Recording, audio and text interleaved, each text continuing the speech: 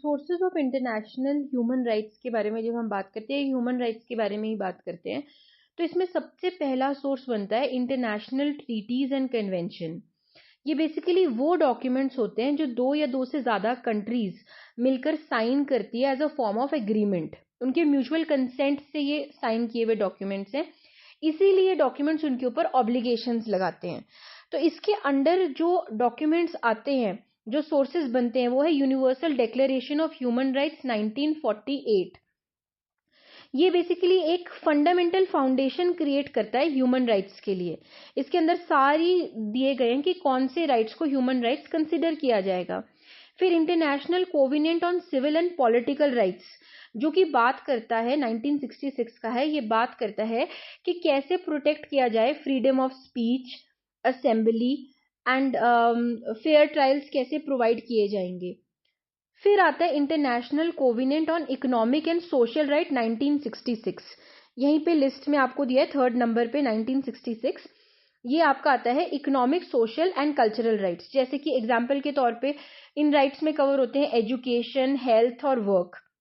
फिर convention on elimination of discrimination against women 1976 का है, ये प्रमोट करता है जेंडर इक्वालिटी को।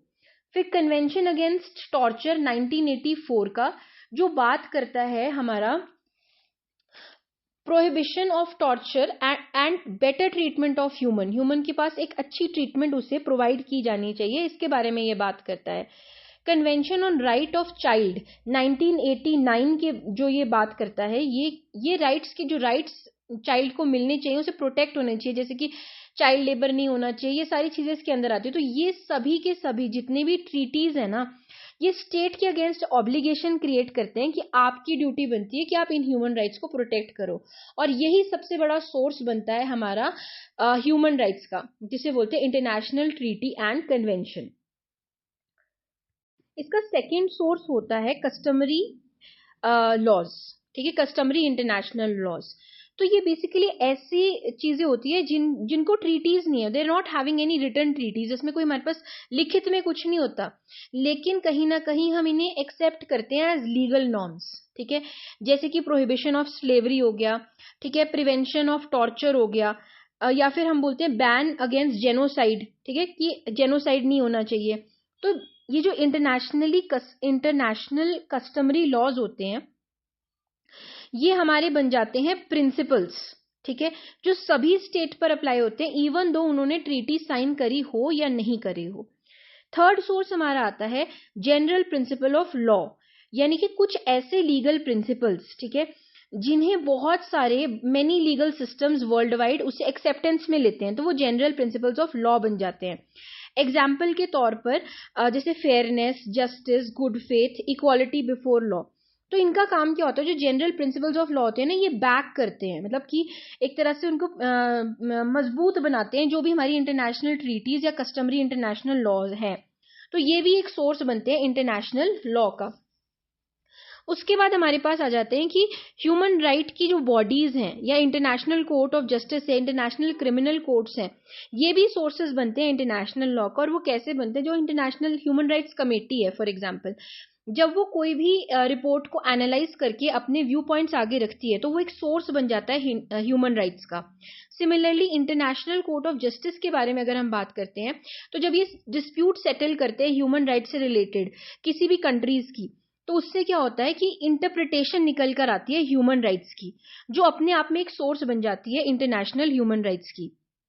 फिर हमारे पास इंटरनेशनल क्रिमिनल कोर्ट्स आते हैं, जो कि डिसाइड करते हैं cases related to war crimes, war में जितने भी क्राइम्स हो रहे हैं उससे रिलेटेड ये केसेस सॉल्व करते हैं। तो जब ये अपनी व्यू पॉइंट देते हैं या कोई जजमेंट प्रोवाइड करते हैं, उसमें ये इंटरप्रिटेशन करते हैं ह्यूमन राइट्स के बारे में। फिर हमारे पास नेक्स्ट सोर्स आता है ये national constitution and national laws. हर कंट्री की अपनी लॉज होती हैं, तो उन कंट्रीज के अंदर भी सर्टेन कोर्ट्स एस्टैब्लिश होते हैं। वो कोर्ट्स भी क्या करते हैं, जब उनके पास केसेस आते हैं तो उन्हें इन्फोर्स कराने के लिए मतलब एक जजमेंट प्रोवाइड करते हैं। Again that becomes a source of international law. Third important point is jurist की राइटिंग। तो लीगल स्कॉलर्स क्या करते हैं, इनका तो काम यही होता है कि इंटरप्रिटेशन करना, लीगल स्कॉलर्स का, ठीक है। तो वो जब भी उनके पास, जैसे for example right to equality है हमारे पास, तो राइट टू इक्वालिटी के अंदर क्या क्या चीजें आ सकती हैं, ये स्कॉलर्स और जूरिस्ट अपने व्यू पॉइंट से इलस्ट्रेट करते हैं। तो कई बार इनकी लीगल राइटिंग्स भी क्या बन जाती है, हमारे लिए एक सोर्स बन जाती है। और फाइनली इसमें आता है सॉफ्ट लॉ। सॉफ्ट लॉ में क्या होता है कि सॉफ्ट लॉ बेसिकली वो सारी, हम इसको लॉ, सॉफ्ट लॉ इसलिए बोल रहे हैं क्योंकि इसका कोई बाइंडिंग फोर्स नहीं होता, लेकिन एक तरह से सोर्स बनते हैं, क्योंकि इसके अंदर हमारे पास आ जाते हैं रेगुलेशंस, डेक्लेरेशंस, गाइडलाइंस, जिसके अंदर लिखा होता है कि ह्यूमन लॉ को किस तरह से लागू किया जाएगा। तो वो भी एक तरह से सोर्स बन, एग्जाम्पल के तौर पे यूनाइटेड नेशंस जनरल असेंबली का रेजोल्यूशन, ठीक है, जिसमें इन्होंने बताया कि यूनाइटेड नेशंस का बेसिक गोल क्या है, गोल ये है कि सस्टेनेबल डेवलपमेंट, ताकि पॉवर्टी और खत्म हो सके और ह्यूमन राइट्स को वर्ल्ड वाइड प्रमोट किया जा सके। तो इस तरीके से ये सारे हमारे सोर्सेज ऑफ इंटरनेशनल लॉ, मतलब ह्यूमन राइट्स बेसिकली बनते हैं।